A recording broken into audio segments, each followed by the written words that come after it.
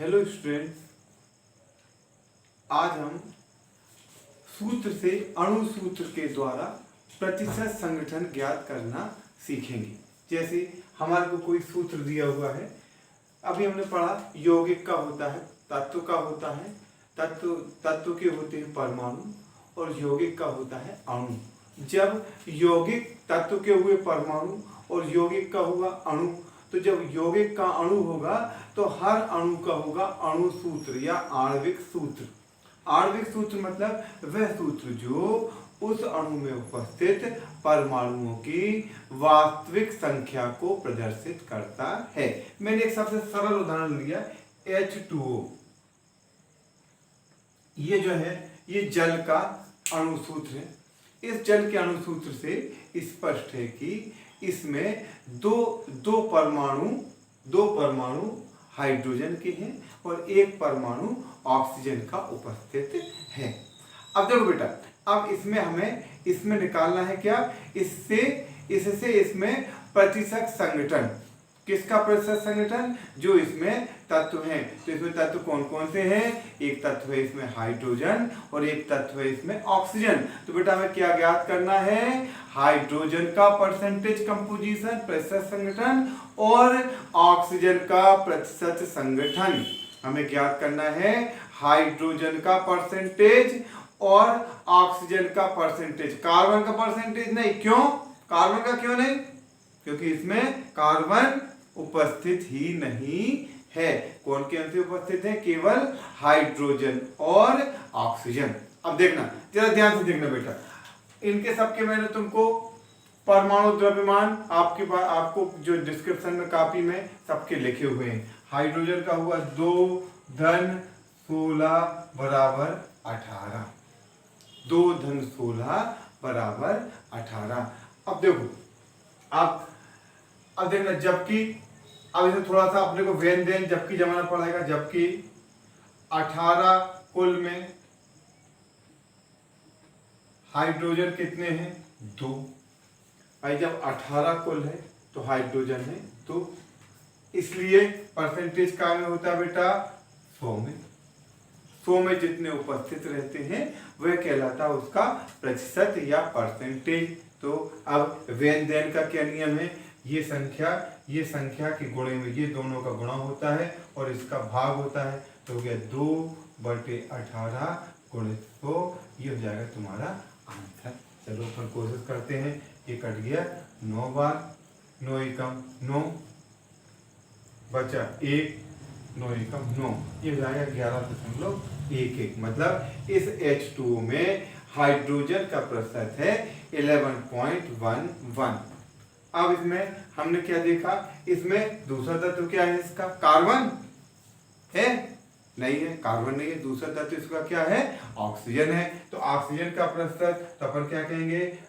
18 कुल में ऑक्सीजन कितने हैं? 16। इसलिए कितने में निकालना है? 100 में। तो 16/18 गुणित 100 बराबर सूत्र के रूप में। तो देखो, अब इसमें 2 से ये कटा 8 बार और ये कटा 9 बार। तो ये हो गया 800/9। 9 8 72। ये हो गया 88.88। तो जो 8 ये 9 हो जाएगा। 9 क्यों हो जाएगा? ये सन्निकटन के कारण। अब देखो, एक बात ध्यान देना बेटा, इन दोनों को जोड़ देंगे तो ये 100 हो जाएगा। क्यों? क्योंकि इसमें कोई तीसरी चीज तो उपस्थित है ही नहीं। क्योंकि इसमें कोई भी तीसरी चीज उपस्थित नहीं है, तो हम ये अब इन दोनों को जोड़ेंगे तो 88.89 11.11। तो ये 2 जोड़ेंगे तो 88 89 99 और ये हो जाएंगे पूरे 100। तो ये जाएगा 100। तो हमने क्या निकालना सीखा? हमने सीखा सूत्र के द्वारा प्रतिशत संगठन ज्ञात करना। किसका प्रतिशत संगठन निकालते हैं? जो तत्व उसमें उपस्थित रहते हैं। H2O में कौन कौन से तत्व उपस्थित हैं? हाइड्रोजन और ऑक्सीजन। तो हम क्या किस किस का परसेंटेज निकालेंगे? हाइड्रोजन का प्रतिशत और ऑक्सीजन का प्रतिशत। हाइड्रोजन का प्रतिशत कैसे निकालेंगे बेटा? जितने हाइड्रोजन है उसके बटे बटे कुल और गुणित 100। सूत्र बना लो चाहो तो, जितने हाइड्रोजन है उसके बटे कुल गुणित 100। ऑक्सीजन का प्रतिशत कैसे निकालेंगे बेटा?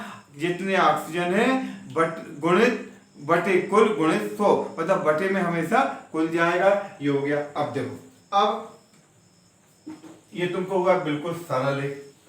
अब मैं तुमको एक और कराता हूं, ये भी बिल्कुल लगभग सरल है। CO2 carbon dioxide. Carbon dioxide में कौन कौन से तत्व उपस्थित हैं? कार्बन, ऑक्सीजन और हाइड्रोजन। उपस्थित है हाइड्रोजन? नहीं है उपस्थित। केवल क्या क्या उपस्थित है बेटा? कार्बन और ऑक्सीजन। इस यौगिक में केवल कार्बन और ऑक्सीजन उपस्थित है। कार्बन का परमाणु द्रव्यमान 12, ऑक्सीजन का 16, तो 2 का 16 दूनी 32, 32। बायोलॉजी वाले ये बिल्कुल मत समझना कि ये बहुत कोई कठिन गणित है। अभी तक आप 10th तक आसानी से गणित पढ़ते आए हैं। तो ये हो गया 44। अब परसेंटेज कार्बन का परसेंटेज निकालेंगे तो क्या होगा? 44 में 12 इसलिए 100 में, 44 में 12 इसलिए 100 में 12 बटे 44 गुणित 100 बराबर, ये हो गया 3 बार, ये हो गया 11, 300 बटे 11, 11 दूनी 22, ये 11 दूनी 22 बचे 8, 11 सत्ते 77, ये हो गया करीब करीब हो जाएगा 27 पॉइंट समथिंग। 11 दूनी 22 बचे 8, 11 सत्ते 77 बचे 3, तो 11 दूनी 22, ये हो गया 2, ऐसा 2 7 कर जाएगा। अब किसका परसेंटेज निकालेंगे? हाइड्रोजन का निकाल सकते हैं। हाइड्रोजन का प्रतिशत नहीं निकाल सकते, क्यों? क्योंकि हाइड्रोजन इसमें प्रेजेंट नहीं है। अब इसके बाद निकाला इसमें परसेंटेज ऑफ ऑक्सीजन।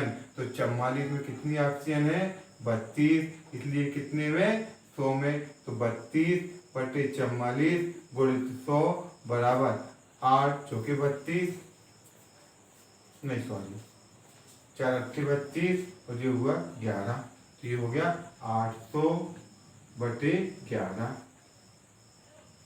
11 सत्ते 77 बचे 3, 11 दूनी 22 बचे 11 दूनी 22 बचे 8, तो ये होगा 72। जब इन दोनों को आपस में जोड़ेंगे तो ये जो है ये जो है ये लगभग आ जाएगा 100% कार्बन का प्रतिशत और ऑक्सीजन का प्रतिशत। तो देखो बेटा, ये हम निकाल रहे हैं किसी भी यौगिक में परसेंट, उसका सूत्र पता है तो हम उसका प्रतिशत संगठन ज्ञात कर सकते हैं। किसी भी यौगिक का सूत्र यदि हमें पता है तो हम उसका प्रतिशत संगठन ज्ञात कर सकते हैं। अब देखना, अब ये छोटे छोटे मैंने तुमको बताया, अब ये तुम्हारी किताब में दिया हुआ KClO3 में किसका परसेंटेज निकलेगा? पोटेशियम का परसेंटेज, क्लोरीन का परसेंटेज और ऑक्सीजन का परसेंटेज। पोटेशियम का परसेंटेज, क्लोरीन का परसेंटेज और ऑक्सीजन का परसेंटेज। ठीक, अब जरा मैं करता हूं। पोटेशियम KClO3 39 प्लस 35.5 और प्लस 48, ठीक है, ये हुआ 48, 35.5 और 39। ठीक, ये मैंने अब जोड़ा तो देखो 0.5 तो आ ही जाएगा,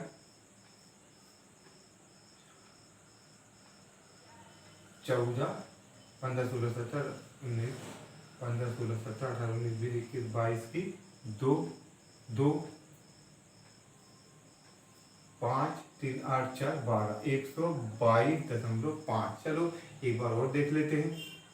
39 और 48, 8, 9, 10, 11, 13, 14, 15, 16, 17, 19, 20, 21, 21 कुछ गलत की, चलो ऐसे जोड़ लेते हैं 39, 45.5 और 48, ये हो गया 0.0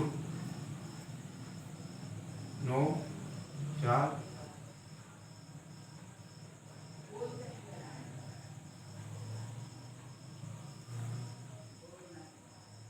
9 10 14 14 धन 8 22 की 2 5 5 6 7 8 और 4 12, ये आ गया 122.5 122.5। अब इसमें परसेंटेज किसका, परसेंटेज ऑफ की कैसे निकालेंगे कि 122.5 में 39, इसलिए 100 में 122.5 में 39, इसलिए 100 में, तो 39/122.5 गुणित 100। आप आंसर इसका निकाल लेना कैलकुलेटर से भाग देकर। ये हो गया पोटेशियम का परसेंटेज। अब ये प्रश्न आया कि हम तो कैलकुलेटर का यूज करने के, जबकि कैलकुलेटर उसमें अलाउ नहीं रहता बेटा। वो जो तुमको देंगे, वो क्वेश्चन जो तुमको देंगे, वो आपसे बहुत ज़्यादा जानकार लोग हैं, वो आपको ऐसा इसी चीज में ऐसा देंगे कि जो आपस में इजीली कैंसिल हो जाएंगे। ठीक है, अब परसेंटेज किसका, क्लोरीन का, परसेंटेज ऑफ क्लोरीन। तो बेटा क्लोरीन जो है 100 डायरेक्ट कर दूं, 122.5 में है 35.5, इसलिए 100 में 122.5 में 35.5, इसलिए 100 में, तो कितना होगा 35.5 अपॉन 22.5 इंटू 100 बराबर जो हो गया परसेंटेज ऑफ क्लोरीन। ठीक, अब इसके बाद परसेंटेज ऑफ क्या बचा, हाइड्रोजन, परसेंटेज ऑफ हाइड्रोजन, नहीं परसेंटेज ऑफ हाइड्रोजन नहीं, परसेंटेज ऑफ ऑक्सीजन, क्योंकि हाइड्रोजन इसमें प्रेजेंट नहीं है। तो क्या होगा 122.5 में 48, इसलिए 100 में, मतलब 48 अपॉन 122.5 इंटू 100। ये तीनों के परसेंटेज निकल गए, पोटेशियम का परसेंटेज, क्लोरीन का परसेंटेज और ऑक्सीजन का परसेंटेज। ठीक, तो हम इस प्रकार जो है, इस प्रकार से हम इसमें इस यौगिक में हम सूत्र के द्वारा परसेंटेज कंपोजिशन या प्रतिशत संगठन ज्ञात कर सकते हैं। अब अगला क्वेश्चन आया CuSO4.5H2, CuSO4.5H2O। अब इसमें क्या है, H2O को अपन एक साथ लेते, इसको बोलते हैं वाटर ऑफ क्रिस्टलाइजेशन या क्रिस्टलन का जल। तो ये जो क्रिस्टलन का जल है, इसका परसेंटेज हम एक साथ मानते हैं। देखो, अब कॉपर 63, ये लिख लिया मैंने 63, सल्फर 32, ये लिख लिया 32, ऑक्सीजन, एक ऑक्सीजन का 16, तो 16 दूनी 32, 16 दूनी 32, 16 तीन 48, 16 चौके 64, हो गया 64, और एक जल का 18, तो 5 का हो जाएगा 90। अरे एक जल का 18, 18 पंजे 90। तब देखो, अब ये हो गया 90, टोटल कितना हो गया,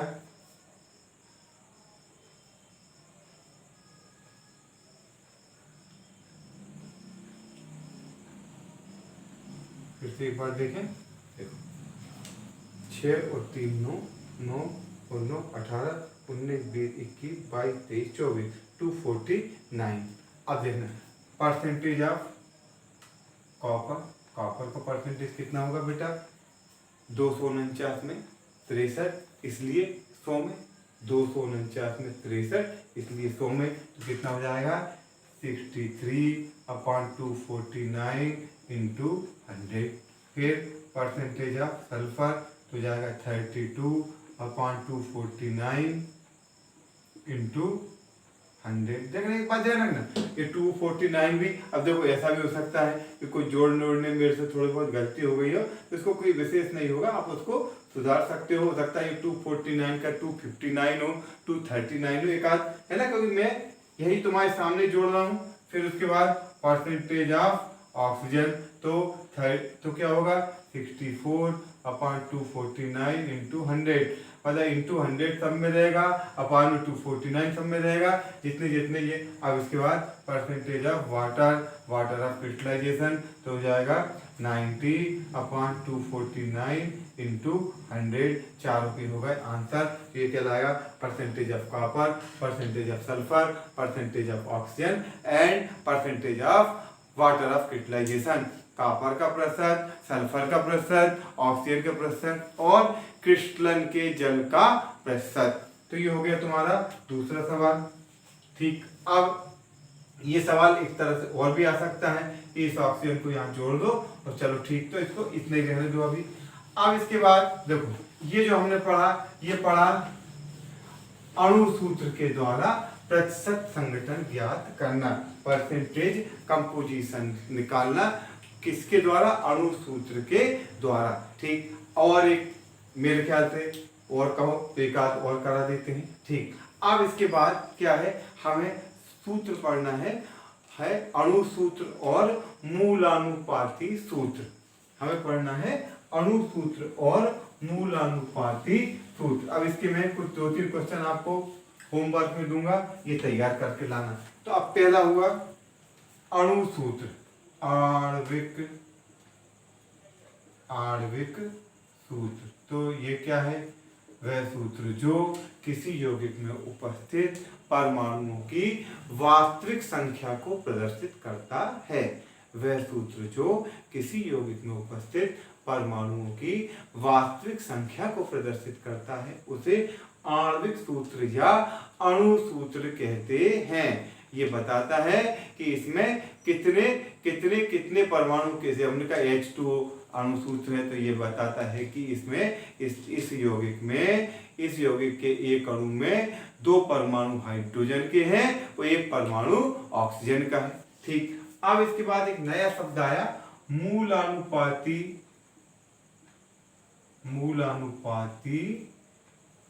सूत्र। ये कहलाता है मॉलिक्यूलर फार्मूला और ये कहलाता है इंपीरिकल फार्मूला। ये कहलाता है इंपीरिकल फार्मूला। तो ये क्या होता है मूलानुपाती सूत्र, यह सूत्र किसी यौगिक में उपस्थित परमाणुओं की वास्तविक संख्या को प्रदर्शित नहीं करता, बल्कि उनके सरल अनुपात को प्रदर्शित करता है। अब देखो, ये जो सूत्र है, ये यह नहीं बताता कि इस यौगिक में कितने परमाणु किस तत्व के हैं, बल्कि उनका क्या बताता, सरल अनुपात बताता है। अब ये तुमको थोड़ा सा अभी समझने में कठिन लगा। अब हमने क्या किया, तुमको मैं इसको दूसरी तरह से बताता हूँ। बेटा, एक हमारे पास 50 बच्चों की एक क्लास है, 50 स्टूडेंट की एक क्लास है। इस 50 स्टूडेंट की क्लास में गर्ल्स है 10 और बॉयज हैं 40। तो बेटा, इसका जो आणविक सूत्र बना वो बना G10B40। अब एक आदमी बाहर खड़ा था, उसने गिने, कुछ समझ में आया, कुछ समझ में नहीं आया, तो इसने कह दिया कि भैया ये जो क्लास है, इसमें लड़कों की संख्या लड़कियों की संख्या से 4 गुनी है, मतलब 4 टाइम्स बॉयज है गर्ल्स से। तो उसने क्या बोला, मूलानुपाती सूत्र GB4। ये देखना, ये सूत्र ये नहीं बताना, देखना समझना, वो उसने ये नहीं कहा कि भैया 5 स्टूडेंट हैं जिसमें 4 बॉयज हैं और 1 गर्ल्स है, ये नहीं कहा। वो उसने मूलानुपाती सूत्र क्या होता है कि यह किसी यौगिक में उपस्थित, यह सूत्र किसी यौगिक में उपस्थित परमाणुओं की वास्तविक संख्या को प्रदर्शित नहीं करता, बल्कि केवल उनके सरल अनुपात को प्रदर्शित करता है। तो ये हुआ GB4। ये क्या बताता है कि ये नहीं बताता, पर ये जरूर बताता है कि बॉयज, जो नंबर ऑफ बॉयज जो हैं वह 4 गुने हैं नंबर ऑफ गर्ल्स से। तो ये हुआ अणु आणविक सूत्र और मूलानुपाती सूत्र। तो आणविक सूत्र मतलब वह सूत्र जो किसी यौगिक में उपस्थित परमाणुओं की वास्तविक संख्या को प्रदर्शित करता है, उसे आणविक सूत्र कहते हैं। और दूसरा हुआ मूलानुपाती सूत्र, तो वह सूत्र जो किसी यौगिक में उपस्थित परमाणुओं की वास्तविक संख्या को प्रदर्शित नहीं करता बल्कि उनके सरल अनुपात को प्रदर्शित करता है, उसे हम मूलानुपाती सूत्र कहते हैं। अब अणु सूत्र से देखो दो चीजें, अणु सूत्र से मूलानुपाती सूत्र निकालना और मूलानुपाती सूत्र से अणु सूत्र ज्ञात करना। अभी हम सीखेंगे अणु सूत्र से मूलानुपाती सूत्र और मूलानुपाती सूत्र से अणु सूत्र ज्ञात करना। तो अब देखो, अब जैसे चलो ठीक है, तो अभी ऐसा करते हैं कि अभी तुम आज के हिसाब से ये थोड़ा ज्यादा हो जाएगा, उसके न्यूमेरिकल भी हैं, तो हम एक बार और बता दें कि अणु सूत्र मतलब किसी यौगिक का वह सूत्र जो उस यौगिक में उपस्थित परमाणुओं की वास्तविक संख्या को प्रदर्शित करता है, उसे हम अणु सूत्र या आणविक सूत्र कहते हैं। मूलानुपाती सूत्र, यह सूत्र किसी यौगिक में उपस्थित परमाणुओं की वास्तविक संख्या को प्रदर्शित नहीं करता बल्कि उनके सरल अनुपात को प्रदर्शित करता है। इस प्रकार के सूत्र को हम मूलानुपाती सूत्र कहते हैं। अब अणु सूत्र और आणविक सूत्र और मूलानुपाती सूत्र, मॉलिक्यूलर फार्मूला एंड इसको बोलते हैं एम्पिरिकल फार्मूला, अणु सूत्र और मूलानुपाती सूत्र। थैंक यू स्टूडेंट, ओके बेटा।